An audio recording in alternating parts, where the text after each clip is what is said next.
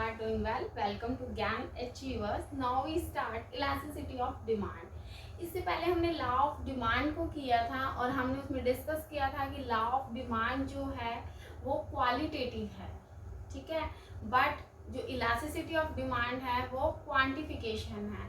ऐसा क्यों किया था? Because law of demand only describes the direction कि वो इंक्रीमेंट होगा, डिक्रीमेंट होगा, बट वो मैग्नीट्यूड की हाउ मच चेंज उसके बारे में वो डिस्कशन नहीं करता है। जबकि इलास्टिसिटी ऑफ डिमांड जो है वो magnitude as well as direction दोनों के बारे में डिस्क्रिप्शन देता है। तो लेट स्टार्ट कि what is first thing you have to know what is elasticity. Elasticity क्या होता है? इलास्टिसिटी के अंदर कि आप कितना बायर्स और सेलर्स रिएक्ट करते हैं जब प्राइस में चेंज आता है। जब सेलर प्राइस में चेंज करता है तो बायर का कितना रिएक्शन होता है उसको वो क्वांटिफिकेशन फॉर्म के अंदर जो डिस्क्रिप्शन देता है उसको हम बोल देते हैं इलास्टिसिटी, ठीक है। अब जब इलास्टिसिटी के अंदर तो आप सिर्फ चेंजेस को चेक कर रहे हो ना। आप देखिए, आप कोई भी इलास्टिक लेके चलते हैं, हम अपनी अगर होम के अंदर कोई भी इलास्टिक लेते हैं और हम उसको खींचते हैं तो वो कितना चेंज हो रहा है, कितना इंक्रीमेंट हो रहा है जब हम उसको स्ट्रेच करेंगे, तो वो चीज़ ही इलास्टिसिटी के बारे में, उसको हम बोलते हैं ना इलास्टिक। तो कितना चेंज हो रहा है that is known as elasticity. But elasticity of demand के बारे में जब बात करते हैं तो इसके अंदर होता है कि ये जो है वो क्या रिस्पॉन्स दिखाता है उसको मेजर करना। ये सिर्फ और सिर्फ कि how buyers and sellers react, market के जो सर्कमस्टांसेस है, मान लीजिए प्राइस इंक्रीज हो रहा है, रिलेटेड गुड्स में चेंज आ रहा है, इनकम में, टेस्ट में, एक्सपेक्टेशंस में, तो किस तरह से बायर्स और सेलर्स रिएक्शन देते हैं, सिर्फ उसको एक क्वांटिफिकेशन करता है। जबकि इलास्टिसिटी ऑफ जो डिमांड है वो प्राइस और अदर फैक्टर्स में चेंज आने से जो क्वांटिटी डिमांड के अंदर जो रिस्पॉन्स आता है उसको मेजर करने की भी एक्टिविटी करता है, that is known as elasticity of demand. Clear है? इलास्टिसिटी ऑफ डिमांड को सबसे पहले स्टार्ट किसने किया था? जेएस मील और कॉर्नट ने। जेएस मील एंड कॉर्नट जो है वो अर्ली इकोनॉमिस्ट थे जिन्होंने एक्चुअल में स्टार्टिंग की थी, बट डेवलप किसके थ्रू हुआ था? मार्शल ने इलास्टिसिटी ऑफ डिमांड को डेवलप किया था अपनी famous book principle of economics के अंदर। आगे ही आपको बात समझ? प्रिंसिपल ऑफ इकोनॉमिक्स, तो ये कॉम्पिटिटिव एग्जाम्स के लिए बहुत इंपॉर्टेंट पॉइंट है कि कौन सी बुक का नाम था और एक्चुअल में इकोनॉमिस्ट कौन थे जिन्होंने इस इलास्टिसिटी ऑफ डिमांड कॉन्सेप्ट को डेवलप किया था। तो ही इज मार्शल। इसका फुल नेम जो है वो डॉक्टर मार्शल एल्बर्ट मार्शल है, आई थिंक। नेक्स्ट वन, अब इसके बारे में हम और स्टडी करते हैं। अब एक आपको मैं एग्जांपल बताती हूँ कि हाईली इलास्टिक या हाईली इन इलास्टिक के बारे में स्टडी करते हैं। मैं इतना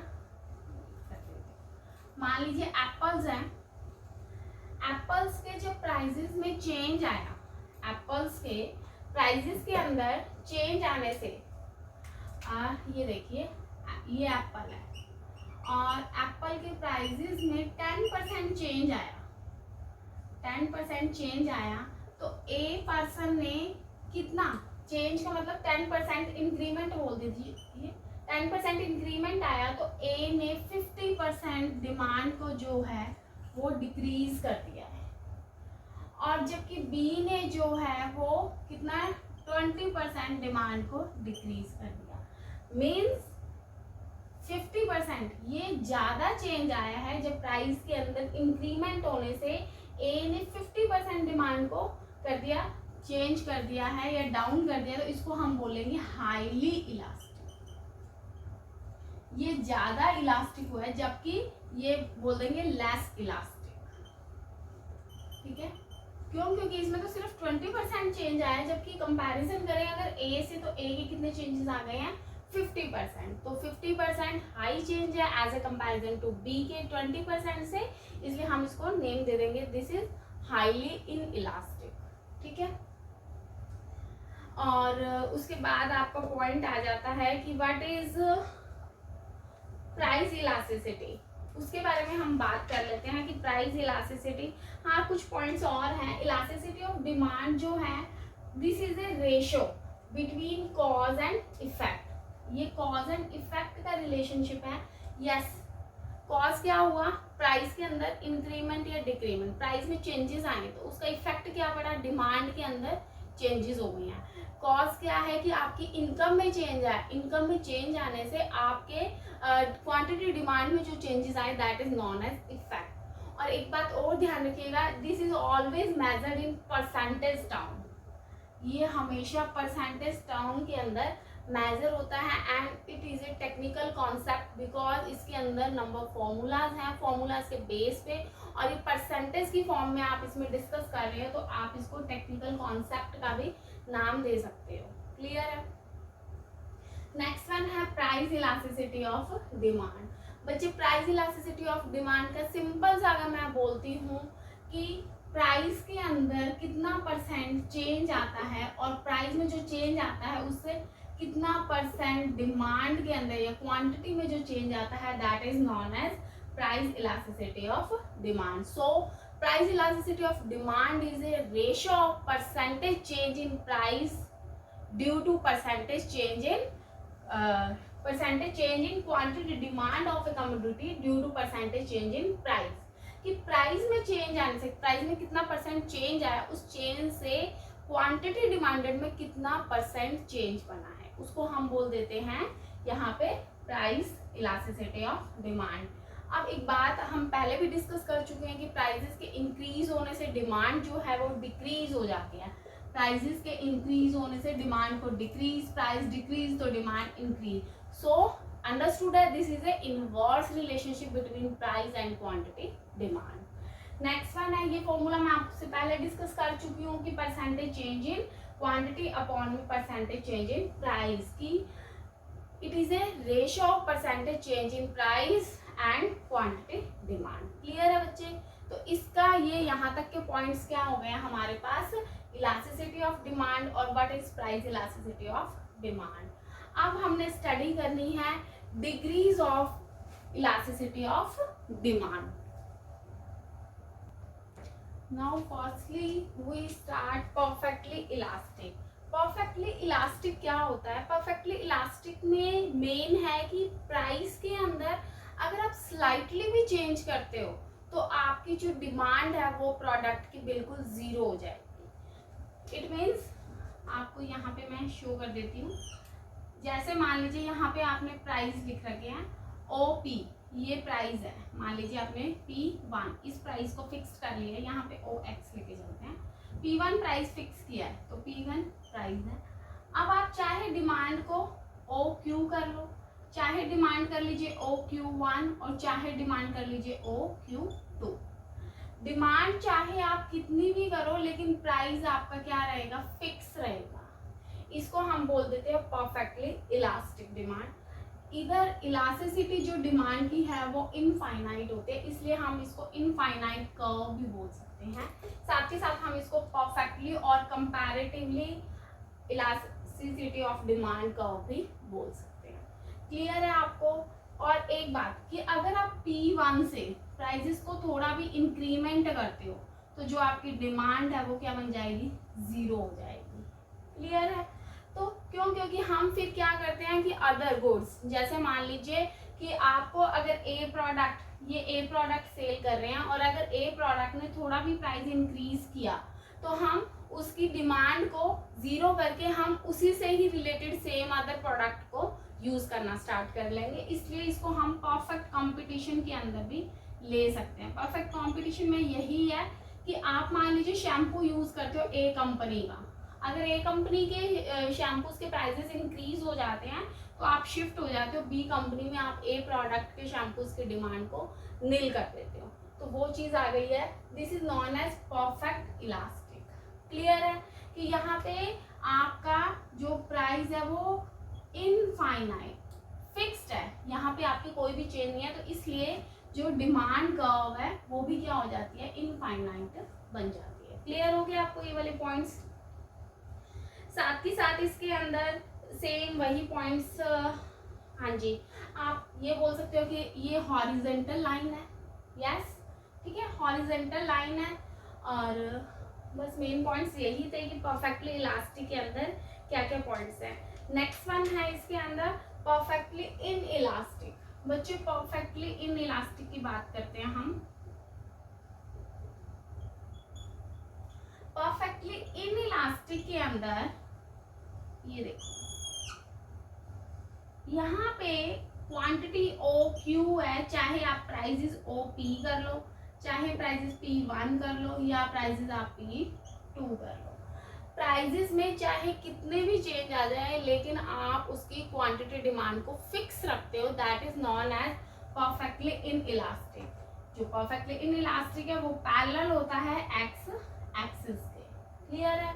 और यहाँ पे जो आपकी elasticity of elasticity of demand है वो आपकी 0 लेके चलते हैं यहाँ पे। अब ऐसा क्यों होता है? क्योंकि आप इसके अंदर ले चल सकते हो नेसेसरी गुड्स। साल्ट है, साल्ट चाहे साल्ट का एक पैकेट आपको 50 रुपीज का मिले, चाहे 100 का मिले, चाहे आपको 30 का मिले, ठीक है। साल्ट का कोई भी प्राइस हो, लेकिन साल्ट तो क्या है, आपको अपने फूड के अंदर डालना ही डालना है जितना आपको रिक्वायरमेंट है। ये तो नहीं है कि साल्ट अगर 10 रुपीज का पैकेट हो जाएगा तो आप साल्ट ज्यादा कंज्यूम करना स्टार्ट कर दोगे, नहीं ना। तो इसकी डिमांड तो क्या होती है, फिक्स्ड होती है। अगर मंथ में आपके 2 पैकेट्स लग रहे हैं साल्ट के, तो आपके 2 ही पैकेट्स लगेंगे आपकी फैमिली के लिए, क्लियर है बच्चे। तो इसको हम बोल देते हैं परफेक्टली इन इलास्टिक डिमांड, ठीक है। अब आ जाती है आपकी यूनिटरी इलास्टिक। यूनिटरी इलास्टिक के अंदर सेम प्राइस में चेंज आने से सेम क्वांटिटी डिमांड के अंदर चेंज आता है, उसको हम बोल देते हैं यूनिटरी इलास्टिक डिमांड। और एक जो मैंने अभी आपको बताया उसको हम जीरो इलास्टिसिटी भी बोल सकते हैं, जो आपको अभी बोला ना इन इलास्टिक डिमांड के अंदर, परफेक्टली इन इलास्टिक के अंदर। क्यों?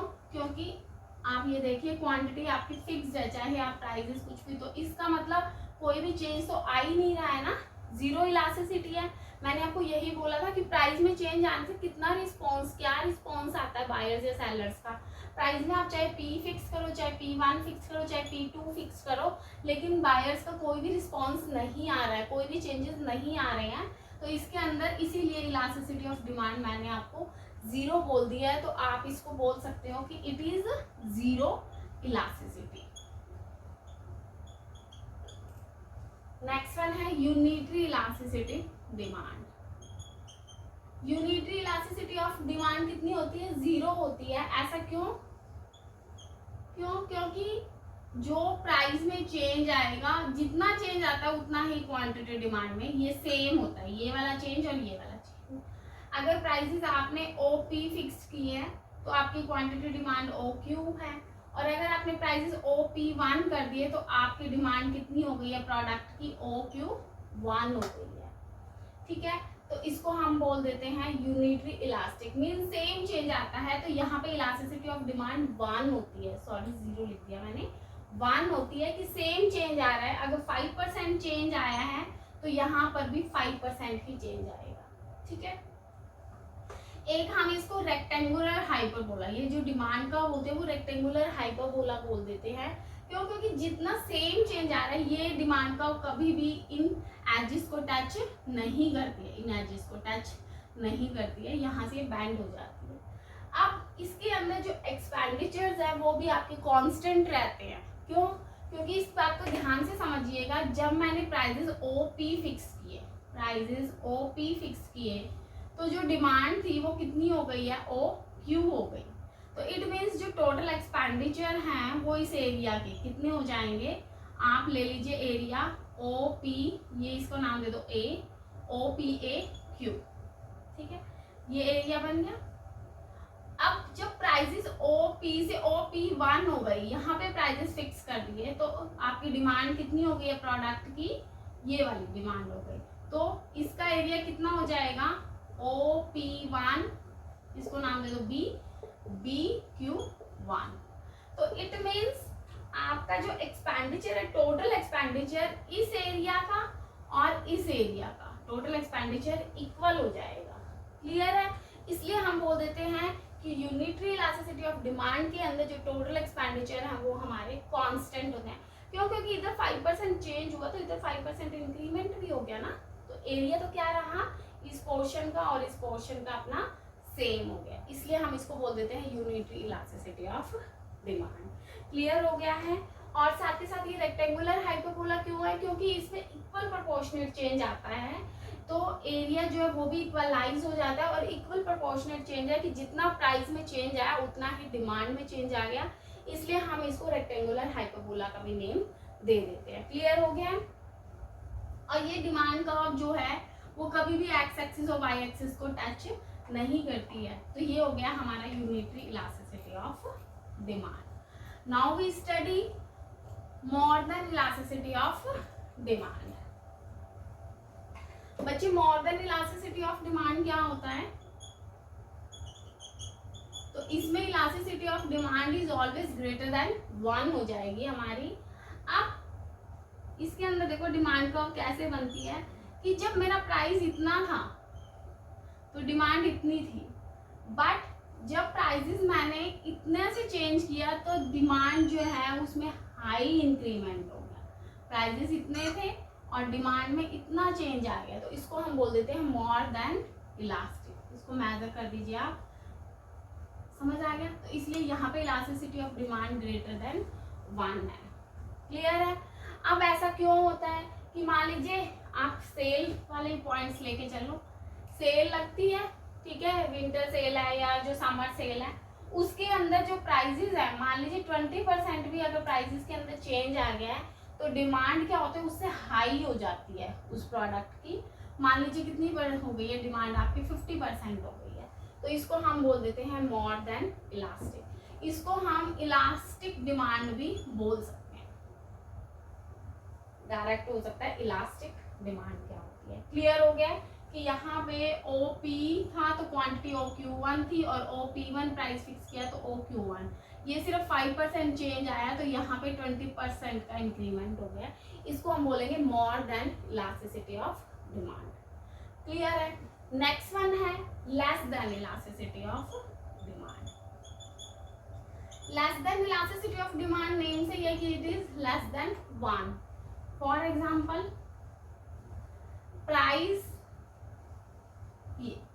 था आपका OP, तो आपकी डिमांड आ गई OQ, लेकिन प्राइस में तो स्लाइटली चेंज आया, प्राइस में आपका इलास्टिसिटी ऑफ डिमांड आप ज्यादा कर रहे हो ना, तो प्राइसेस में इतना चेंज आया, हाई चेंज आया, और डिमांड में सिर्फ और सिर्फ, प्राइस में बहुत ज्यादा चेंज आया, डिमांड में सिर्फ इतना सा चेंज आया, तो इसको हम, ये बन गया हमारी डिमांड कर्व बन गई है। इट मीन्स ये demand elasticity of demand is less than 1 लेके चलते हैं। जैसे इसके अंदर लग्जरी गुड्स को लेके चल सकते हैं हम, ठीक है, जैसे अब मान लीजिए मर्सिडीज है, मर्सिडीज के अंदर मान लीजिए अगर 10% चेंज आ जाता है तो भी जो रिच पीपल है वो कितना इंक्रीमेंट हो जाएगा, मान लीजिए 2% का हो जाएगा, 4% का हो जाएगा, ठीक है। जो मतलब लग्जरी कार्स है उसकी डिमांड जो है वो प्राइस के कंपैरिजन में डिमांड जो है उसमें लेस चेंज आता है, तो उसको हम बोल देते हैं लेस देन इलास्टिक। आगे बात समझ कि क्या होती है less than elasticity of demand. अब हमने 5 डिग्रीज की हैं और इंटरेस्टिंग सी ये डिग्रीज हैं, और इसके अंदर सबसे बड़ा पॉइंट ये है कि ये मार्क्स गेनिंग है, तो आप ये सारे के सारे पॉइंट्स रीड कीजिए। अब हम मिलते हैं अपनी नेक्स्ट क्लास के साथ, और thank you so much, have a nice day and God bless you. Please like, subscribe and share my channel. Thank you.